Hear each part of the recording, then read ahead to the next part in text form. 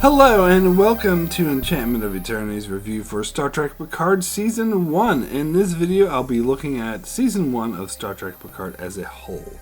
So I have to start with a spoiler warning for Star Trek Picard Season 1. If you haven't seen all of Season 1, you will not want to watch this video, otherwise some things will be spoiled for you. So I recently rewatched all of Season 1 of Picard, and after doing so I could see it was a very uneven season. Some things about it I really loved, while others I didn't like so much.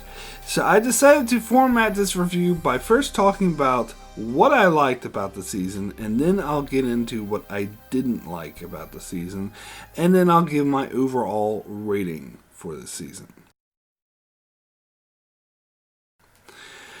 So first, let me start with what I liked about the season, starting with...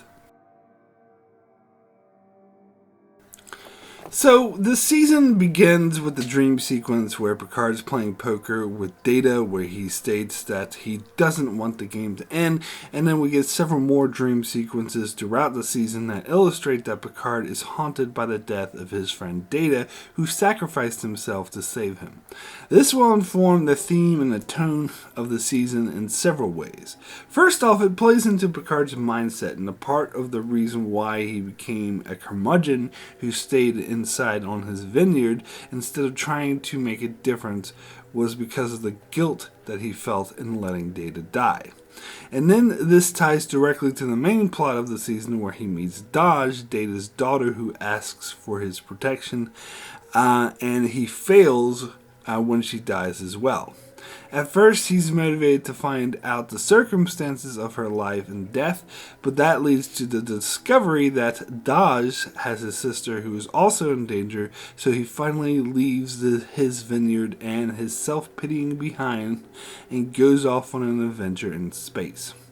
This storyline was so great, as not only is it true to Picard's character and his friendship to Data, but also because it was a great follow-up to Data's death in Star Trek Nemesis, which was never followed up on in any significant way. It was a great premise to hang the show on.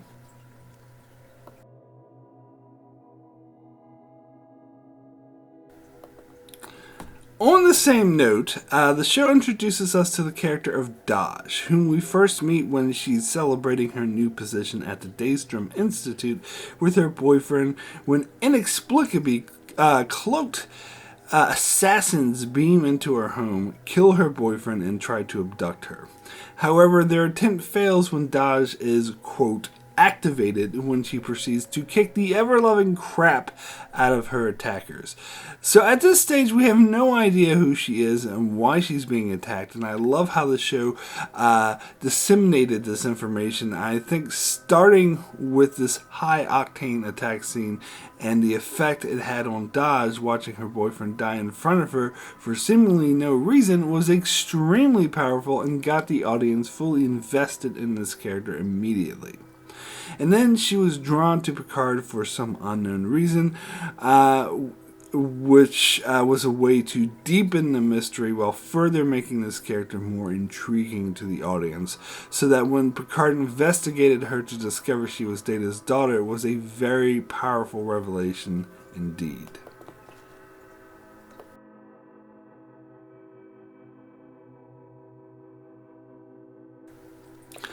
After Picard investigates Dahj further, he talks to Dr. Agnes Jurati at the Daystrom Institute, where he learns from her that Dahj was most likely the creation of her mentor, Bruce Maddox, who disappeared after the ban on synths. Now, Maddox, of course, appeared on Star Trek Next Generation in the episode The Measure of the Man, where he had to have Data, he tried to have Data disassembled so he could study him and learn how to create more Soong-type androids. Data felt he wasn't ready for such a procedure and didn't trust him with his life, and with some help from Picard was able to decline the procedure.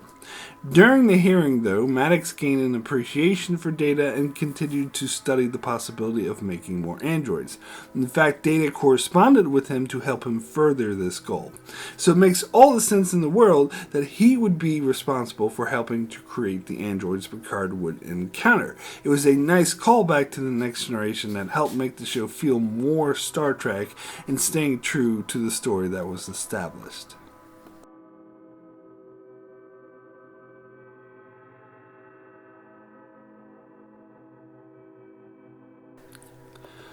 14 years before the show takes place, there was a devastating attack on the Federation shipyards on Mars in which many lost their lives, and fires are said to still be burning to this day. The attack was said to be perpetrated by rogue scents, which led to a ban on all synthetic life forms. And also the Federation withdrawing from their aid to the endangered Romulan Empire, whose relief fleet was being built at that shipyard. The abandonment of the Romulan aid is what led Admiral Picard to resign from Starfleet in protest. And this incident was also something that haunted Picard throughout the series, and I felt the way the show gradually explored this incident that took place between this show and the last time we saw Picard was really great. It starts with the short trek Children of Mars, which was released before Picard Season 1 was, and was my favorite of all of the short treks. And then was reintroduced in the dream sequence that opened the show, and then future episodes would show flashbacks to this event, which explored it even more. And this story was also tied into the main character of Raffi, as she believed the Tal Shiar was responsible for the attack. Although for years many considered this to be a crackpot conspiracy theory, she was proven correct by the end of the series when it was learned a secret sect of the Tal Shiar known as the Zhat Vash was responsible for the attack in order to ensure the creation of scents would be banned. I really felt the way the show handled this backstory was done extremely well. It helped slowly get the audience more familiar with this backstory, which informed many of the characters' motivations.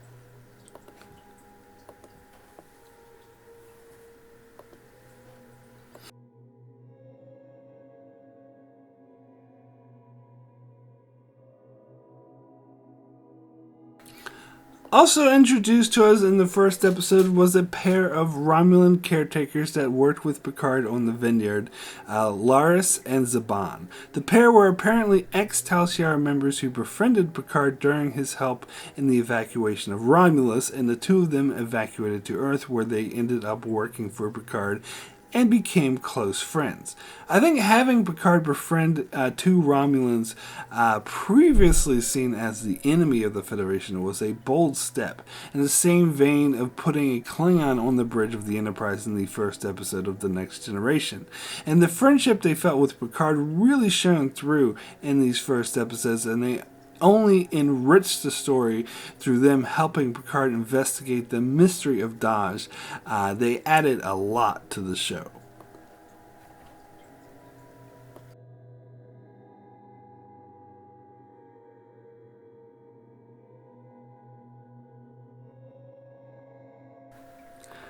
After Picard acquires the ship and crew and travels off to find Bruce Maddox at his last known position, he makes a stop on the world to acquire a warrior to help him in his cause. He encounters a young man that Picard knew as a boy who has grown into a sleek, sword-wielding ninja-type warrior who at first refuses to help Picard as he looks on Picard as a father figure, but felt abandoned when Picard never returned for him. However, eventually Elnor does bind himself to Picard's cause and becomes a trusted protector. I felt this character's backstory was very well developed, and he brought an interesting, never seen before dynamic to a Star Trek crew, and he added a lot to the show.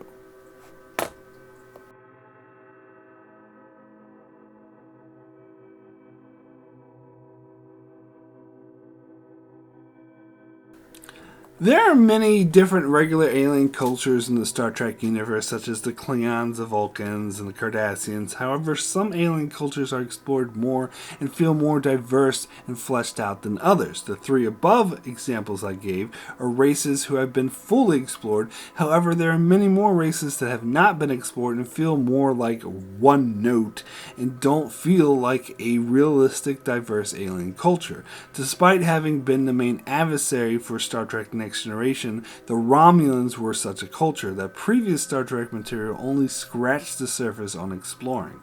Star Trek Picard went a long way into further developing and exploring this culture to show them as more diverse and realistic. We're introduced to some Romulans who appreciated Picard's efforts to save them, such as Laris and Zhaban, and others who didn't appreciate it so much, such as a former Romulan senator who tried to behead him. And rather than just being one-note villains, we have some Romulans who are friends with Picard and help his cause, such as Laris, Zhaban, and Elnor, and we have other Romulans who make up the main adversaries of the season, such as Commodore O, Narek, and Narissa. But more than that, we're introduced to more aspects of Romulan culture, such as the Zhat Vash, an ultra-secret hidden sect of the Tal Shiar bent on destroying all synthetic life, and their mortal enemies, the Qat Mulat, a sect of warrior nuns. All in all, the show did an amazing job of fleshing out the Romulans as a culture and making them feel more realistic.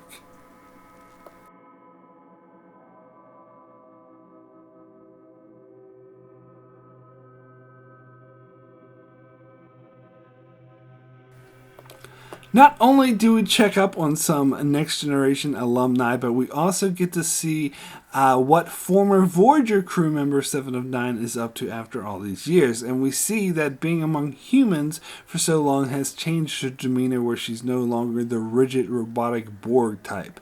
However, the Federation's actions during this time soured her to Starfleet, whom she doesn't put much faith in anymore, and instead she decided to join a renegade group known as the Fenris Rangers, who protected the area formerly Romulan territory, or formerly the Romulan neutral zone. She protects that area from petty warlords and criminals.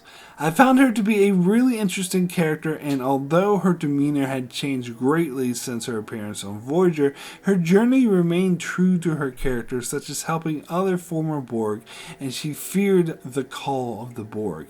It was a great character moment when she effectively became a Borg queen to a group of XBs, but was able to risk temptation and disconnect herself. I found this a really great place to take this character.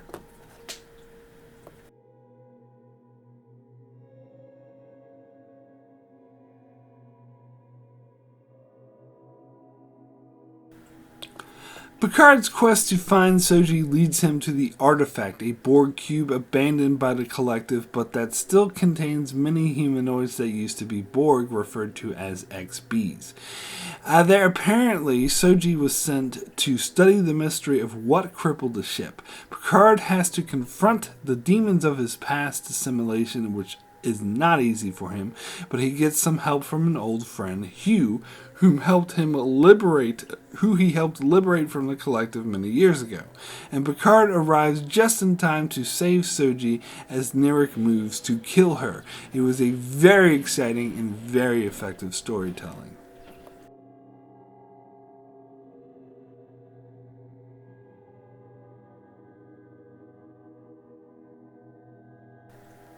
One of the best aspects of the show, in my opinion, was Picard's reunion with Will Riker, Deanna Troi, and the introduction of their daughter, Kestra. Just after Picard escapes from the Romulans with Soji, he brings her to his old friends Riker and Troi to hide out from the Romulans. This was a great way to explore Soji's current trauma over having been betrayed by her lover and the revelation that she is an android. as the interactions between her and Kessler were well written and explored a lot about her character. But more than that was Picard reunited with Riker and Troi, which really showed how much these characters really care about each other. And their interactions felt entirely true to their characters, but showed how their relationship had evolved over the years now that Picard is no longer their commanding officer. So it's a more casual and less formal relationship. But the deep-seated love and sense of kinship is still there. One of the best moments is when Troi berates Picard for mishandling of Soji and his insensitivity to the trauma that she just suffered. I dare say this is the best bit of counseling we've ever seen from Troi ever. Also impressive was Riker's ability to put together the pieces of exactly what was going on with Picard without him saying a word. It shows not only how smart Riker is, but also how well he knows Picard. And the fact that Picard is trying his hardest to not put Will and Deanna in danger, but they insist they'll do whatever they can to help, also felt very much in character for them. And the dinner scene where they explore Soji's background was also great, as Riker, Troi, and Picard all expressed their love and admiration for Data. This was really heartfelt and well-earned character sequence that was one of the highlights of the show.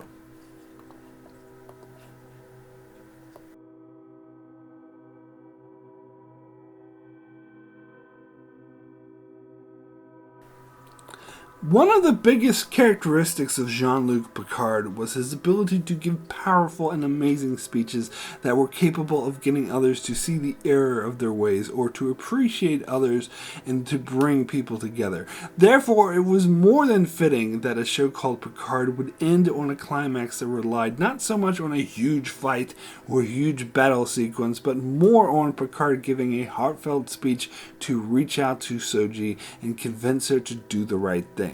And he does this by leading by example, by offering to give his own life for her, and by believing in her and showing her that he cares. I found this whole moment to be extremely powerful and fitting for a classic Picard speech, and shows that the show understands and appreciates this great character.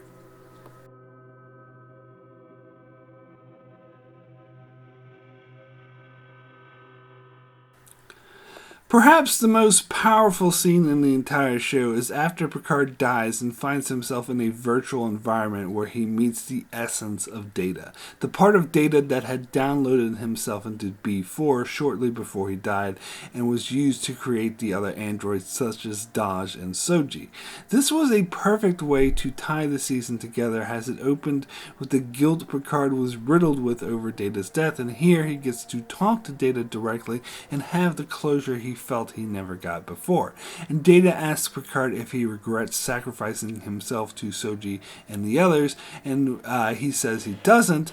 Data asks why he imagines Data would regret sacrificing himself to save Picard. It was a very touching, well-earned moment that gave Picard and Data the closure these characters never received before. That was a beautiful send-off to these characters we knew and loved for so long. It was extremely touching.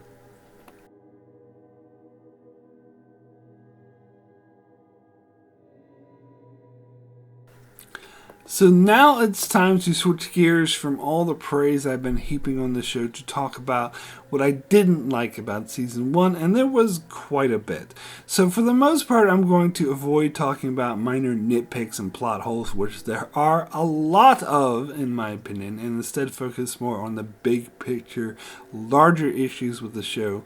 If you're interested to hear more about my minor nitpicks I had, you can check out my individual reviews for each episode. Anyway, let's get into the issues I had with the show, starting with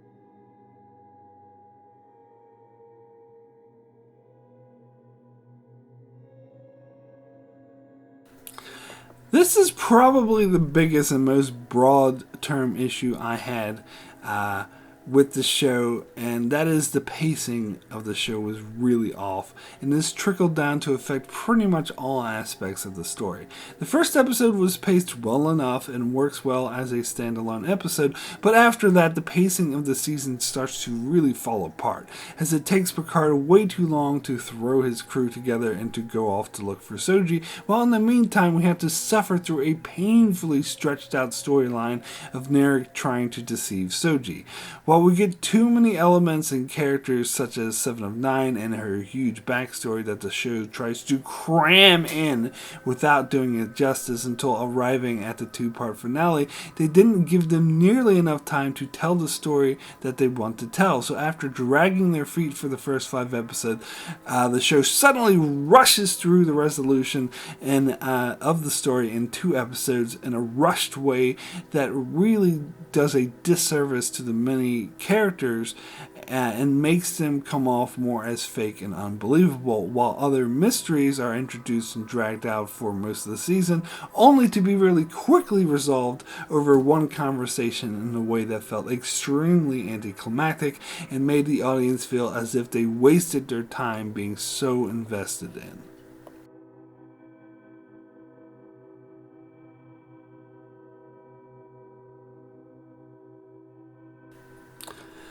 So I talked in my positives about how great the introduction of Dahj was, which is a statement I fully stand behind. So it was equally disappointing when they killed off this character that they had done such a great job introducing before the first episode even ends. Now, when I first saw this episode, I praised this as a bold, unexpected, and exciting move for the story to take, and I would still admit that this works for the first episode alone. However, the problem is that it's detrimental to the main story of the season as a whole. Now, the show tried to make up for this by introducing Soji, Dahj's twin sister, and Picard's quest to find her. The problem is, Soji's introduction was mishandled as compared to Dahj's. You didn't really care about this character as they completely botched her storyline with Narek, more on that later.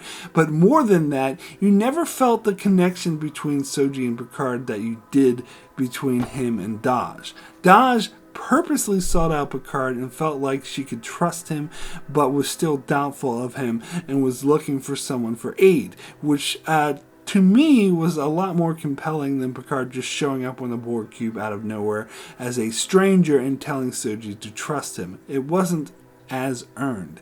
It's like when they were repeating a story beat that it had already done extremely well, except doing it very poorly. In addition, the fact that Picard let Dahj die when she went to him for protection did make Picard look too much like a failure and was overkill because he was already feeling guilty over Data's death. They didn't need to add Dahj's death in as well.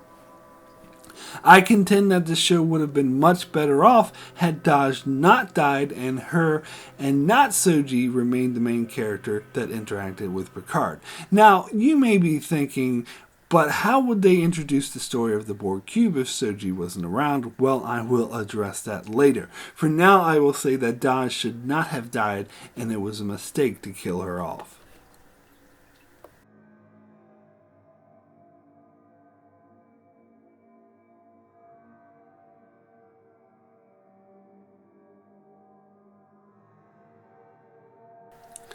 So in the first episode, Picard agrees to a press interview, something that he hasn't done in years. It's never really explained why he does this, but he agrees to do the interview on the condition that the interviewer will stick to some guidelines, such as not asking him about his fallout with Starfleet and other personal issues. Guidelines that the reporter promptly ignores and turns this into an attack piece, which leads to Picard yelling about how Starfleet has lost its core principles. Later, when Picard wants to go on his quest to find Soji, he goes to Starfleet to ask for a ship, and he meets with an admiral named Clancy, who responds to his request by saying, "The sheer fucking hubris." She then asks why the hell she would help him after he denounced and attacked Starfleet in a public interview. So I have many problems with this. Not the least is why the hell are they still doing TV interviews in the 24th century, but I'll cover that more later on. More to the point is how incredibly cliche it is to have a scene where there's an agreed upon guidelines for an interview that the interviewer just ignores in order to attack the interviewee. This is so cliche, and I've seen scenes like this in film and television a billion times before. On top of that, when he requests help from Admiral Clancy, she rejects him, citing him attacking Starfleet in this interview as an example, but it's beyond obvious for anyone with a brain watching the interview that this was an attack job by the interviewer who was very clearly trying to provoke a response from Picard. And for Clancy not to understand this, I find really hard to believe. Also, I wonder if there was any consequences for the reporter breaking this agreement. If not, what's the point of having an agreement in the first place? But if so, what were the consequences? In modern society, they could sue her, but in Star Trek, they don't use money, so that wouldn't really work. Although that's another staple of the Star Trek universe that the show violates, but again, I'll get more into that later on.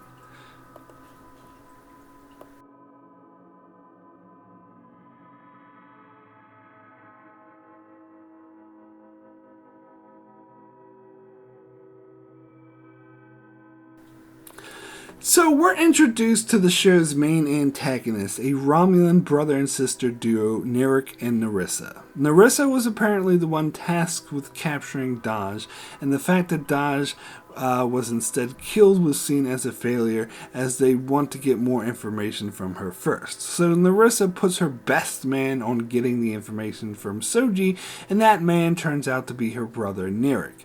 And the two of them have a very bizarre relationship. Although it's never explicitly stated that these two have a sexual relationship, it is heavily implied by the close and intimate way these two behave around each other. They do behave more like lovers than how siblings would treat each other. And this was never explained nor explored in any way, shape, or form. No reason is given on why these two characters who are supposed to be siblings constantly flirt with each other and behave as if they're in a sexual relationship. And since no reason is given, I have to assume it's because the show is imitating Jaime and Cersei's relationship from Game of Thrones, and they are just trying to attract viewers by showing a sexy brother and sister relationship in order to remind viewers of another more successful show. And that it serves absolutely no story purpose whatsoever. Further, the character of Narissa and Narek are overall terrible characters that serve really poorly as the show's main antagonists. They are two-dimensional, mustache-twirly villains, and although their motivation is explored more later in the series, as from their perspective they are trying to save all organic life in the galaxy, it doesn't change the fact that these characters are flat, and that particularly Narissa comes off as a cliche evil and does stereotypical villain things just because she's evil.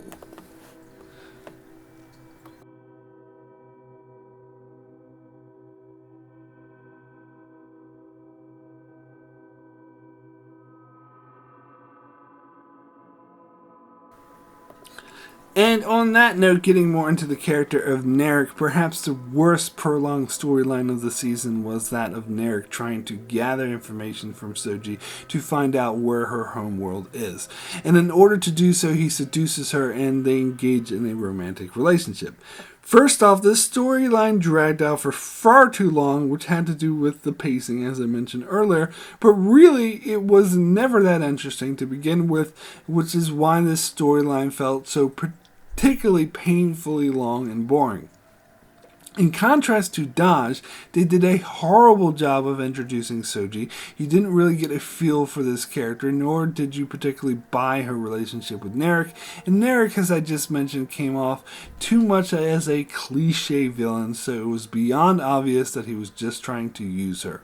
Unless they were trying to imply that Narek was actually falling in love with her, as they did show him crying a bit when he tried to kill her. But if that was the case, it would make things only worse, in my opinion, as it's an incredibly cliche, overdone storyline that the show does nothing to make it, the very least, original or interesting. So this entire storyline was a complete wash.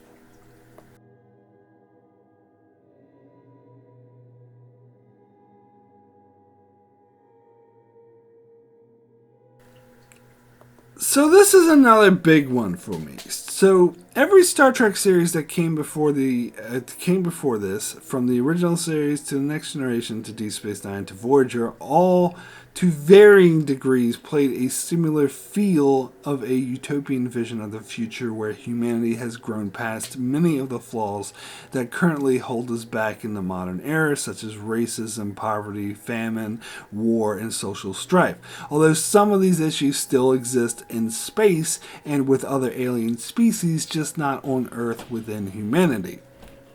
Even Enterprise portrayed this feeling to a degree, even though it takes place a lot closer to modern times. However, modern Trek, that is the J.J. Abrams reboots, Discovery, and Picard, don't have this utopian society feeling to it at all. And instead, it just feels like a modern era, but with advanced technology, which was never what Star Trek was. In fact, many fans describe this as not being or not feeling like Star Trek, and although I personally disagree with that sentimentality as it pertains to the show overall, I totally can see where they're coming from, particularly in regards to how society is portrayed.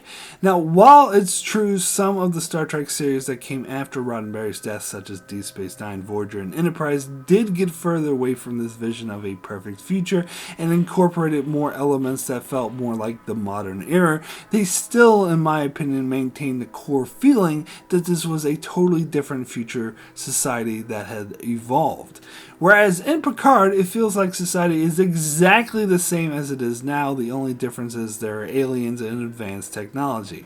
In the show, Picard has a TV interview, despite the fact it was clearly stated that TV is no longer a thing in the 24th century. I mean, hell, it's barely a thing even right now. And the concept of the reporters and interviewers and contracts also felt a bit outdated and non-Star Trek-like. Although I'm sure some fans will point to scenes like the reporters in Star Trek Generations and Jake Sisko becoming a journalist in Deep Space Nine, but I want to make it clear I didn't like those aspects of Star Trek either, but those were at least excusable in those cases because it was just one or two things, whereas in this show it's not just one or two things, it's everything. Down to the way people talk, the music they listen to, and how society is shown to operate. And of course, one of the biggest issues I had was how income inequality seemed to be a thing, where it was stated repeatedly throughout Star Trek that Earth is a moneyless society where poverty has been eliminated. Now, I will grant there is a lot of leeway in that, and that all Star Trek shows before this have been pretty inconsistent in their portrayal of a moneyless future, as many of the writers, by their own admission, did not fully understand this concept, but they still tried to maintain it to some degree. The aspect is very important to me, as I fully agree with this concept and personally believe in order to have a utopian society, money, as it is perceived in modern era, must be eliminated. However, Roddenberry was purposely vague on this aspect and never got into any specifics on how this worked, and to be fair, the reason why is because he never fully developed or thought this through, just presented the vague concept that humanity functioned on the concept of bettering themselves rather than material gain. So I was able to forgive and overlook all previous track slip-ups and inconsistencies on this topic. However, I feel this show goes too far and is far too contradictory to this concept. Because although how exactly an economy without money would work was vague, one thing that was made abundantly crystal clear repeatedly throughout the entire Star Trek franchise is that poverty was eliminated on Earth. And if poverty is eliminated, that also suggests to me wealth inequality is eliminated, and that goes hand in hand with poverty. And so when Picard goes to visit Raffi, she finds her, by her own words, living in destitution, living in what she describes as a shack that she's ashamed of, and she makes a direct comparison to Picard's mansion on how nice and his nice little vineyard, pointing out the wealth inequality between them. On top of this, she's a drug addict, which is a further cliche of those living in destitution. Or in other words, another word for destitution is poverty. Now, I'm not saying that everyone on Earth has to have exactly the same size house and the exact same standards of living. This is not how Star Trek was portrayed in the past, and I have no problem with that. For example, I have no problem with Picard having a huge mansion on the vineyard, while Joseph Sisko is a humble restaurant owner with a normal-sized urban home, while Harry Kim lives in a small one-bedroom apartment in San Francisco. This is fine. I have no issue with this, but I would also say it's totally different than what's portrayed here with Raffi, because both Joseph Sisko and Harry Kim are content with their living situation, and it serves their purposes and it serves their lives. They don't express envy over those with bigger houses or feel they've been slighted in any way. With Raffi, it's implied that she's living in squalor, that she's ashamed of her surroundings, it isn't what she wants, and she was being forced into this state of living as a direct result of her spiraling out of control after she was drummed out of Starfleet. And I'm sorry, but this is an entirely different situation known as poverty! The one thing that Star Trek has made crystal fucking clear again and again and again and again does not exist in the 24th century. Humanity works to better themselves, not for material gain. On top of that, it's implied repeatedly that Rios is working for money, that he's in fact really expensive, and Picard must be rich in order to pay his fees, which again I would argue greatly defies the spirit of working to better oneself rather than material gain. Anyway, any way you slice this, the future society portrayed here is not Star Trek. It's a modern society, but with more advanced technology, period.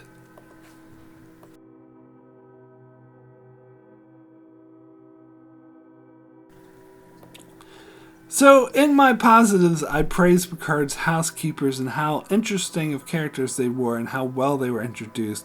But then we never saw them again after episode 3. Why? Zhaban brings up the possibility of going with Picard, to which Lars thought was crazy and was completely against the idea.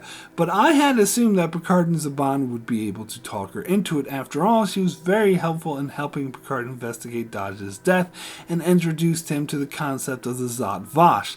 So it seems like she'd be perfectly willing to help him further that investigation, but apparently not. And Zhaban seemed willing to go with him, but then changed his mind because Lars said no. I mean, it's not so much that saying no goes against their characters, because I could buy that Lars would be too scared, but it's totally missed storytelling opportunities, and it illustrates how this show has way too many characters that aren't given enough time to breathe or fully develop, which leads me right into my next point.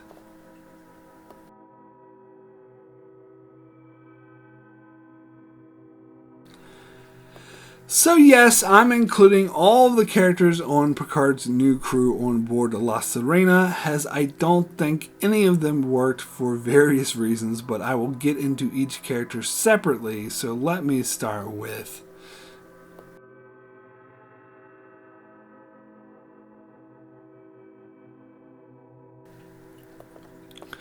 So this character's introduction was really rushed and botched, as I had no clear indication of who he was other than the stereotypical rogue captain type a la Han Solo or Malcolm Reynolds, and the fact that he smoked cigars, something that was implicitly stated several times that people do not do in the 24th century, but hey, it adds to the image of him being a badass rogue.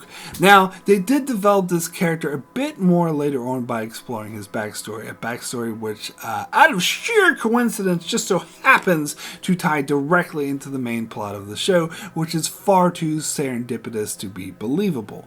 But at least they did develop him more.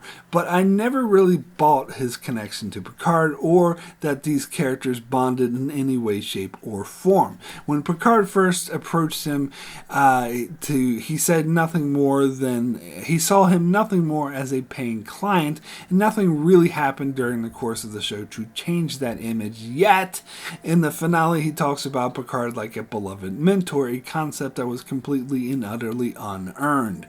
And then there were all his holograms, which at first seemed like an added character quirk, but later would become an unnecessary annoyance, which led to a terrible sequence about Raffi questioning the various holograms in an attempt to find out what's bothering Rios. That sequence was completely unnecessary and could have been cut out entirely.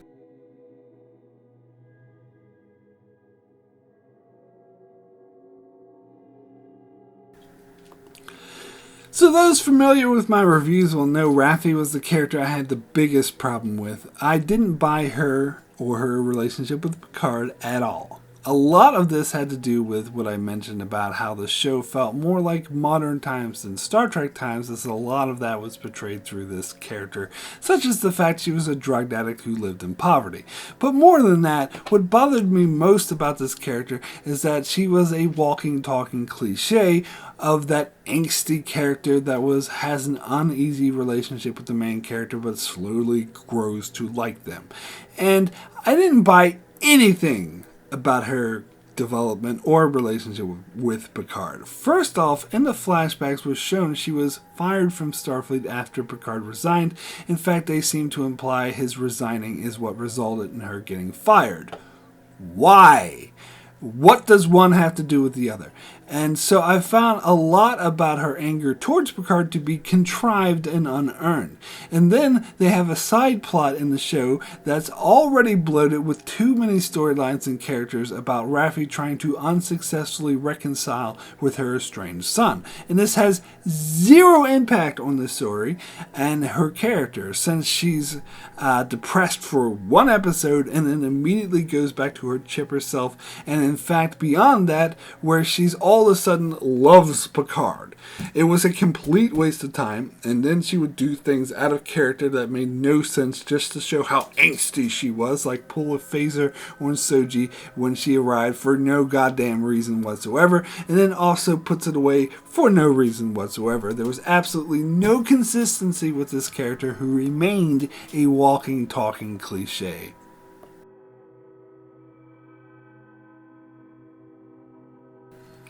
Now, apparently some people had a huge issue with this character and found her incredibly annoying, but I actually didn't mind her so much. Her quirkiness didn't really bother me, except for the fact that they seemed to be repeating the same character beats that they already did with Tilly on Discovery. But to be fair, I like Agnes Jurati much more than I like Tilly. My main issue with this character comes more on what they did with her storyline this season, as I totally did not at all buy her character arc, and I would describe it as a mess. When we first meet Jurati, she's seen as a cybernetic expert who's fascinated by the concept of other androids being out there and desperately wants to find them, and also has someone who thinks having an android like Dahj and Soji is centuries away technologically, but then later on it will be revealed that she actually helped Maddox to create the basis for Dahj and Soji, which makes absolutely no sense. So, she initially helps Picard until she gets a visit from Commodore O, which at this stage we later learn O gave her a mind meld with the apparition that makes most people go insane, and that expresses how the existence of synthetic life will bring about the apocalypse that will wipe out all organic life in the galaxy. So she is so haunted and affected by this that she agrees to be O's agent and goes to Picard to join his mission as a spy. And when they do meet up with Bruce Maddox, who is a man that she loved and cared about, she was so driven mad by this apparition that she kills him in cold blood.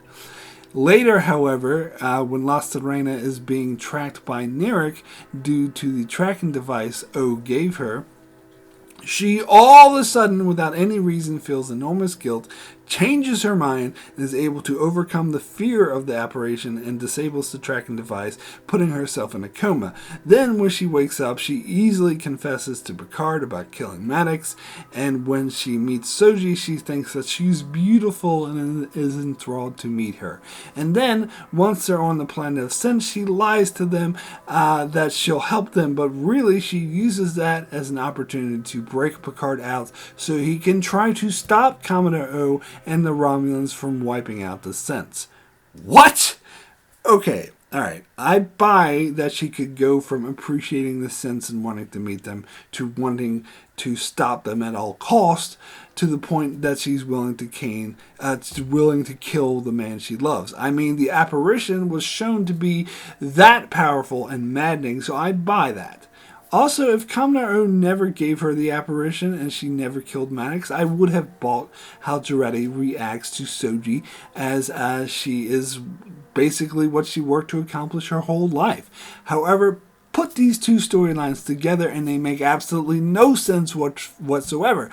There's no way Jurati could go from being so driven mad by the apparition to the point that she'd kill her own lover to all of a sudden thinking Soji's beautiful and effectively to help Picard stop Commodore O from wiping out the Sense, who, by the way, at this point in time, are calling the ancient Sense civilization to wipe out all organic life in the galaxy. You know, the one thing that Jurati was so desperate to stop, she was willing to kill the man she loved over. There was nothing to justify this drastic turn, and frankly, nothing could. Not to mention the fact that by the end of the season, everyone seems to have completely forgot that she's guilty of cold-blooded murder. But whatever.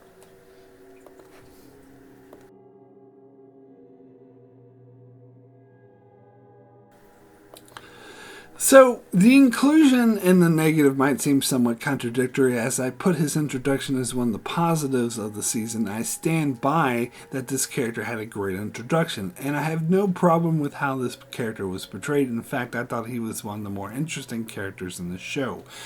However, a young, naive, effective warrior who sees Picard as a father figure, I think is a very interesting concept, and I think they executed it well. So why do I have him listed as a negative? Well, for a similar reason that I had Jurati listed. What they actually did with this character's storyline was completely botched and did not work. The main problem is he didn't really do much. They waited until almost halfway through the season to introduce him. He goes on one mission with Picard as his protector where he doesn't actually do much, he just stands in the background. And on the next mission, Picard orders him to stay behind, and very predictably he defies that order and shows up at the last minute to save Picard. But instead of going with Picard to ensure his protection, he stays behind to protect Hugh. Now, granted, they explain this as Elnor making sure Picard wasn't followed, sure, but then he has the opportunity to return to La Sirena, which is going to meet up with Picard, but instead he stays behind to protect Hugh. Why? I thought he was Picard's protector, not Hugh's protector. A job he, by the way, fails at, and then he teams up with 7 of 9 to try to retake the Borg ship from the Romulans, which again, why? Not really about this character, is it? Then, when he finally meets back up with Picard on the synth planet, instead of going with him to protect him, he decides to just stay behind on the Borg queue with 7 of 9. Why? I have no fucking clue. And at the end of the series, everyone acts like they know and care about him when he's barely been around. This character was completely mishandled.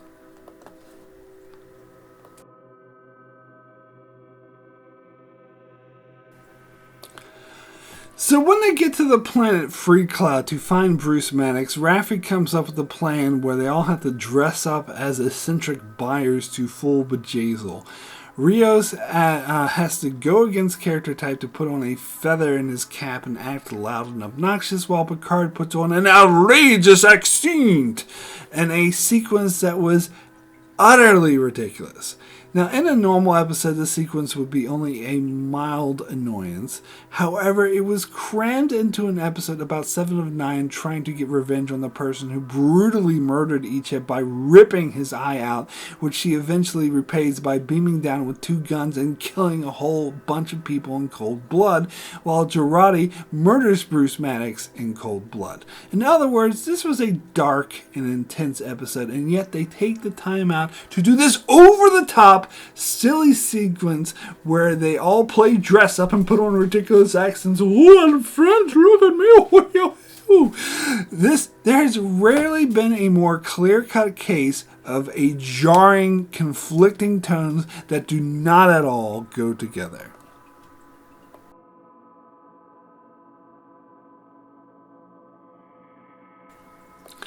Now, don't get me wrong, I enjoyed seeing Hugh again, and I thought the actor did a great job with it, and his character as portrayed in the show felt true to his origins. But, did we really need the whole storyline? I know some may disagree with me here, but it feels to me like the whole storyline was an aside and unnecessary.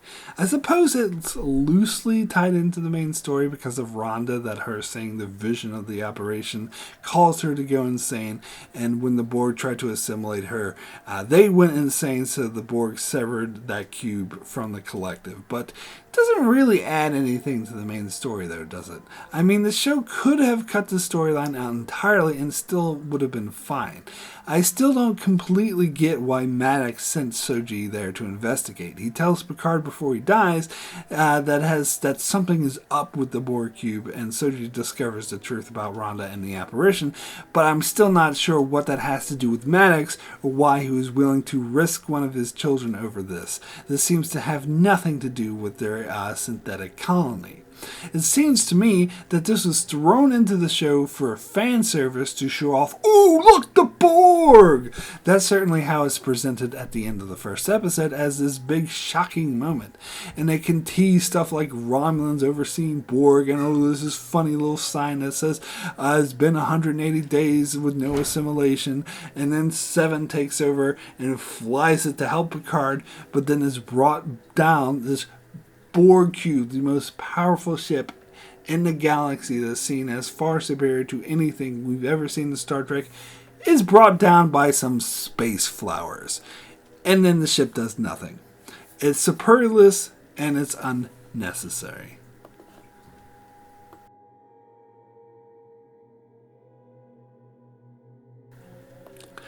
Now, this is just downright confusing, isn't it? Because I had her on my positive list as well. However, that was about how she was portrayed. What they actually did with her character was less impressive. In fact, my complaint about 7 of 9 is pretty much the same as my complaint about the Borg Cube, that she was unnecessary to the story and just thrown in for a bit of fan service to attract more people to watch the show.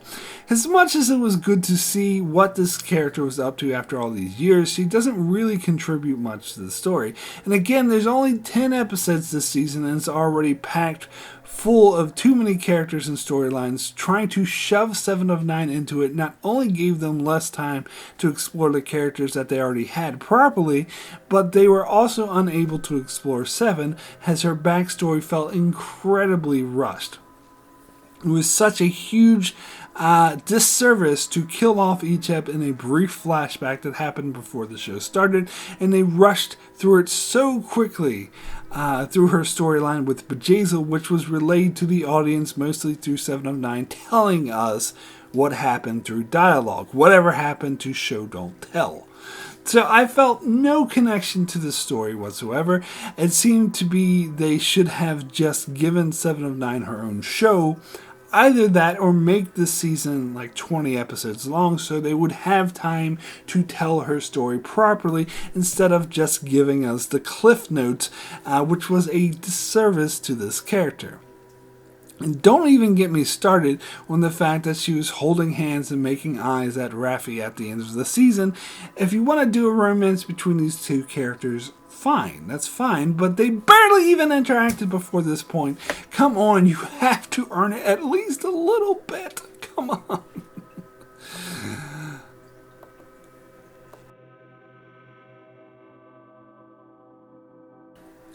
So, in the penultimate episode of the season, we're introduced to Dr. Alton Inigo Soong, who is the son to Dr. Noonien Soong, creator of Data, and I have a problem with every aspect of this character. So, first off, his very existence is a retcon of epic proportions. While there is no hard proof that explicitly states that Dr. Soong didn't have a son, it was heavily implied. When Data meets Dr. Soong, he gives a speech as to why he created Data, which all boils down to his desire to procreate, and I don't see how that applies if he already has a biological son. On top of that, where was this Dr. Soong when Data was around? How come he never went out of his way to try to meet him or help him? And how come absolutely no one has ever heard of him until his reveal in this series? It is beyond unbelievable. But more than that, the way this character was handled was incredibly poor storytelling. He just pops up out of nowhere for the last 2 episodes, and we have no handle on who this character is, and he is all of a sudden talking and acting like everyone knows him. And the audience is expected to relate to him simply because he's played by Brent Spiner. On top of that, his motivations make no sense. At first, he's totally okay with wiping out all organic life in the galaxy as long as he can avoid it by transferring his consciousness to a synthetic body. But then, all of a sudden, changes his mind and decides to help Rios and the crew stop the beacon just because Sutra killed another android. So, one android killing another android is the breaking point of not wiping out all organic life in the galaxy? Okay. What the show should have done was not killed off Bruce Maddox and had Maddox be the one they encountered on the planet to fill this role. As the whole first half of the season was focused on finding Maddox, he was a fully established character, and it would have made a lot more sense just to focus on him. This, incidentally, would also solve the problem of Jurati's character arc, because we could skip over the whole thing with her killing Maddox, and would also solve the problem of having the ridiculous character of Alton Soong.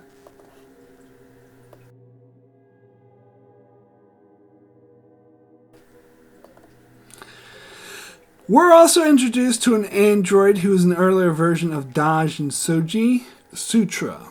And she is the sister of the android Rios had encountered with his captain who was ordered to kill her. Sutra apparently has the ability to mind meld, so she initiates a mind meld with Jurati in order to learn of the apparition and discovers it is actually a message meant for synthetic life. They can call on this ancient artificial life form to help them wipe out all organic life in the galaxy if they're ever in danger. So let me backtrack a second. An android initiates a Vulcan mind meld with a human? What? Now, I've seen some weak attempts to defend this by bringing up the fact that Spock has twice managed to initiate a Vulcan mind meld with an artificial life form. Once with Nomad in The Changeling, and again with V'ger in Star Trek The Motion Picture. But this was entirely different because in both cases involved a Vulcan! Not only is a Vulcan not involved in this mind meld, but it is initiated by an android.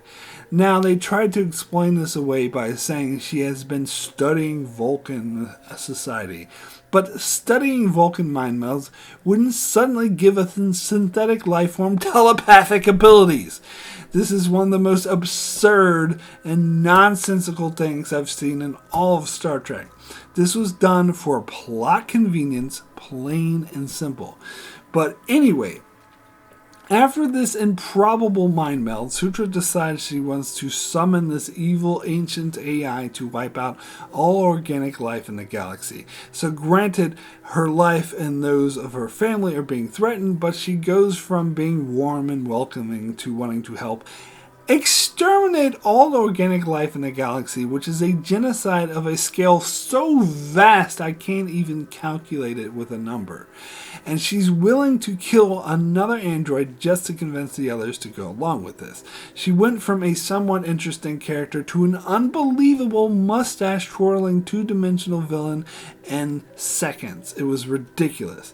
And after all that, all Soong needs to do is press a button to deactivate her, and that's that. I am sorry, but this character was a totally waste of time and a useless character.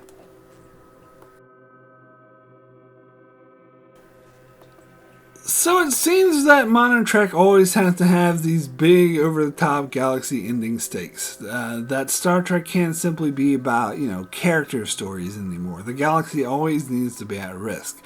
But more than that, modern Trek tends to have more of a fantasy feel than Star Trek ever did before. This one involves prophecies, visions, 8 suns that were moved together hundreds of thousands of years ago, and an undefined pure evil enemy. Now, there's nothing wrong with having some fantasy-like elements, but they built this whole story of the season on it, which is hinted with Rhonda's calling Soji the Destroyer. It doesn't really feel like Star Trek, but more to the point, it's unnecessary to constantly raise the stakes and put the entire galaxy at risk. Whatever happened to good old character stories? Now, as much as I love the scene where Picard was in a simulation and was able to say goodbye to Data, the fact that he was then brought back to life and put into an android body seemed to undercut a lot of the emotional impact of the series, as Picard sacrificing himself to help Soji was an extremely powerful gesture, but it's kind of undone by the fact that he didn't really sacrifice himself, did he? And also undercut the theme of Data saying mortality is precious, that he wanted to end his life, while at the same time giving a 94-year-old man who lived a full life the chance to cheat death and prolong his life. Whereas Data lived for only about 30 years and his life was cut incredibly short. Now granted, Picard still had some years left in him and his life was being cut short by a disease, but even so, he lived a full life and also seemed to get closure compared to Data, who still had a lot to learn and a lot to do. The whole thing felt it was done solely so there could be a season 2 of Picard, but in terms of storytelling, it really undermined a lot of what season 1 was supposed to be about.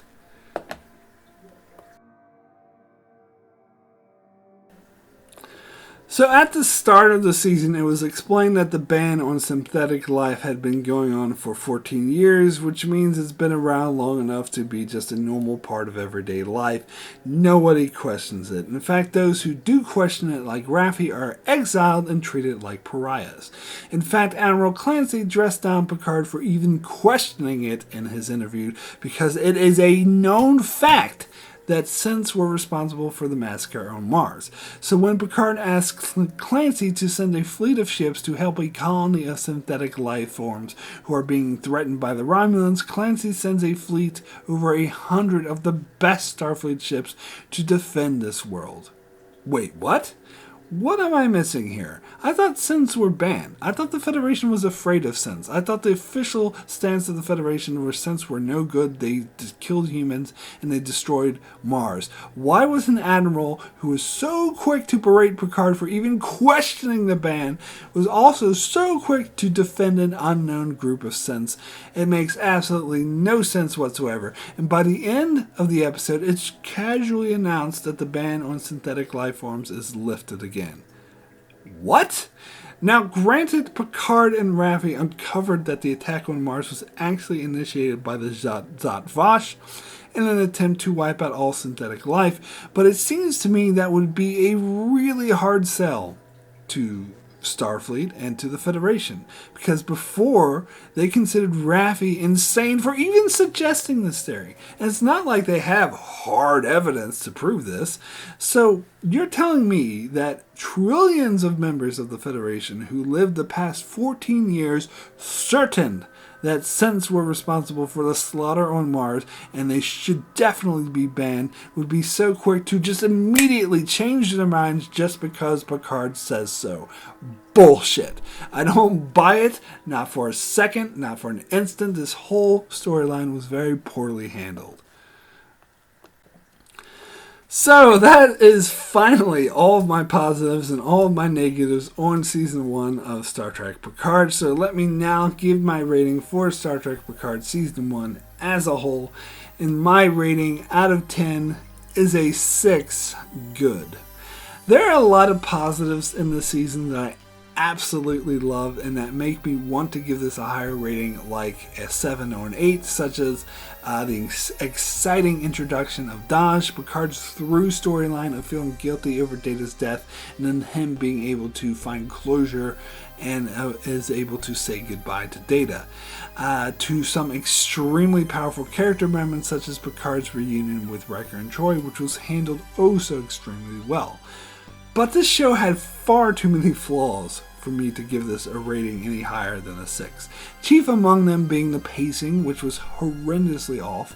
In addition, they tried to cram too much into a short season. They ended up shortchanging a lot of the characters who felt underdeveloped or underutilized, and also shortchanging the storylines, which felt rushed and incomplete. In addition, there are dozens of more minor plot holes and nitpicks I didn't even have time to get into in this extremely long video. Meaning this season was incredibly flawed.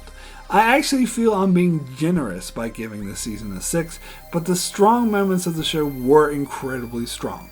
So here's hoping they can pull it together in Season 2. So that's it for my review of Season 1 of Star Trek Picard. I will be back to cover Season 2 whenever that returns. In the meantime, you can check out my channel as I continue covering Star Trek, including monthly reviews where I cover every episode of Star Trek Next Generation one season at a time. I also cover many other shows like The Expanse, Better Call Saul, and more. So be sure to subscribe so you can keep up with all of that. And thanks a lot for watching.